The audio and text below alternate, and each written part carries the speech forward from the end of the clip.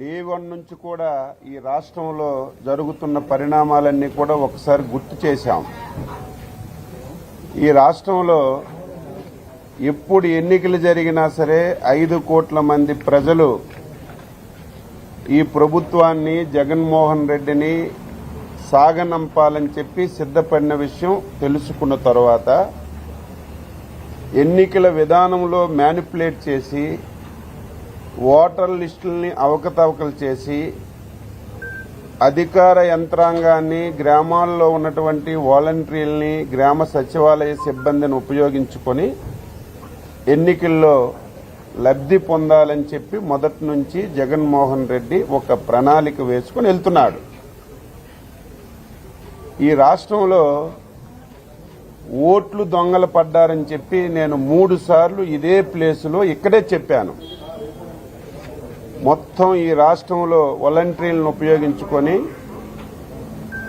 ఇంటింటికి వెళ్లి ఎవరు ఏ పార్టీకి చెందిన వాళ్ళు, తెలుగుదేశం పార్టీ, జనసేన, XY పార్టీలకు చెందినటువంటి వారి యొక్క ఇన్ఫర్మేషన్ తీసుకొని వాలంటీర్లు ఓట్లన్నీ కూడా ఎత్తేస్తున్నారని చెప్పి గత 1-2 సంవత్సరాల నుంచి చెప్తూ వచ్చాం. అంతటితో ఆగుతుందనుకుంటే రాష్ట్రంలో దొంగలు పడ్డారు ఓట్లకి. ఇప్పుడు ఏకంగా CEO కార్యాలయంలోనే ఓట్లు దొంగలు ప్రవేశించారు. ఎంత క్రిమినల్ మైండ్ అంటే ఇటువంటిది ఊహకే అందడం లేదు. CEO ఆఫీసులో ఎవరైతే పనిచేస్తున్నటువంటి సిబ్బంది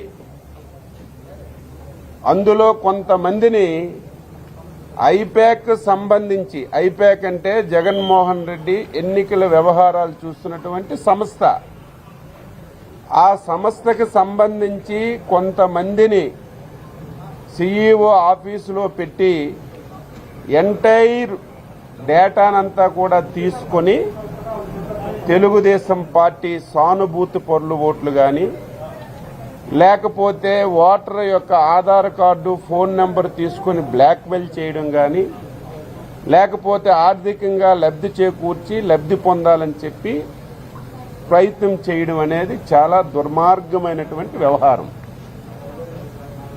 అదేవిధంగా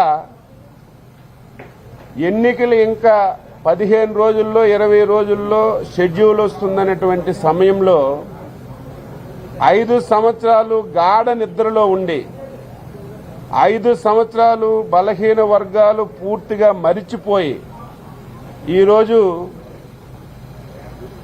ఏదైతే బీసీ జనగణన పేరుతో ఈరోజు ఇంటింటికి వెళ్లి వాలంటీర్స్ మొత్తం వ్యక్తిగత సమాచారాన్ని అంతా తీసుకోవడం చాలా దుర్మార్గం. ఆధార్ కార్డే కాదు, ఈరోజు వేణుముద్ర కూడా తీసుకొని వారి సమాచారం అంతా కూడా దొంగిలించే ప్రయత్నం జరుగుతుంది. ఆ విషయాన్ని కూడా ఈరోజు స్పష్టంగా చెప్పాం, ఆయన అంగీకరించారు. మూడవది, మొన్నే ఫైనల్ లిస్ట్ ఇచ్చారు. అందులో ఎటువంటి తప్పులు లేకుండా వస్తాయని చెప్పి అనుకున్నాం. అందులో చాలా నియోజకవర్గాల్లో చనిపోయిన ఓట్లు తీయలేదు, డబుల్ ఓట్లున్నాయి, దొంగ ఓట్లున్నాయి, డోర్ నెంబర్లు లేకుండా ఓట్లున్నాయి. ఈరోజు కొత్తగా జగన్మోహన్ రెడ్డి ట్రాన్స్ఫర్లు మొదలుపెట్టాడు.